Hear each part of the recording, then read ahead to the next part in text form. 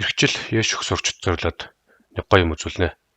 Эрхжилч гэлтгүү дараагийн жилүүд Есүх ахлах ангийнхан тэдний багш нар эцэг асран хамгаалагч нарт хэрэгтэй мэдээлэл хүргье. За энэ дэлгэсэн дээр харагдж байгаа бодлого бол Есүс мянган болоод төрөг огторгонгийн өмтрийн бодлого. За энэ бодлогын өөр хөлбөр нь өнгөрсөн буюу 25 оны Есүстерч ирсэн байсан. За ийм бодлогыг ижил төвшин дээр хэдэн ч удаа гаргаж чадах. Тэгээд түрүү ингээд бодоод тайлбарлаад өгдөг. Ийм системээр ажиллаж байна. За манай системийг мэддэг хүмүүс бол суртлаа татвуулангийн цаана жижиг хиймэл оюухан ажлыг мэдэх бах. Юун төлөө хөгжүүлж байгаа вэ?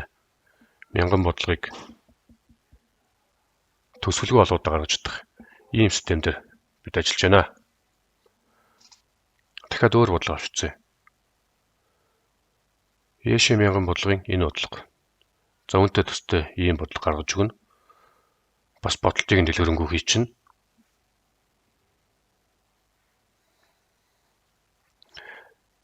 За яг сургалтанд ашиглахдаа бол эхлээд зөвхөн бодлогыг нь гаргадаг. За хүүхд бодоод дуусныхын дараагаар багшийн зөвшөөрөлтөөр бодлолт нь гаргаж ирдэг байгаар тохируулна. За ийм бодлогын жишээлх юм бол бодох суур мэдлэг бэлэн байгаа сурагчдад бол 10-20 удаа давтахад гарцаагүй ойлгох нь ойлгомжтой.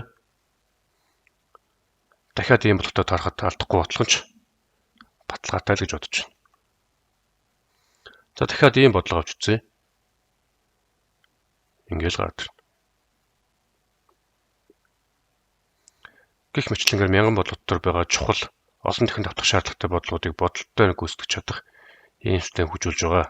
Үүнийг хэн ашиглах вэ гэвэл манай танхимын болон цахим жилийн ангийнхан 100% ашиглана. Харин IMT-S хэрэгтэй сурагчид сорилоор дамжуулж ашиглана. Тодорхой хэсгийг нь суртлаа давтуулангаар хүргэнэ. Манай жилийн ангиуд 9-р сард эхэлнэ. Эртхэн шиг бүртгүүлээд даалгавраа аваад эрхээ нэлэгчүүл зүгээр өгдөг. Дэлгэрэнгүй мэдээлэл авах энэ бичлэгийн доор нэг гэж бичээрэй.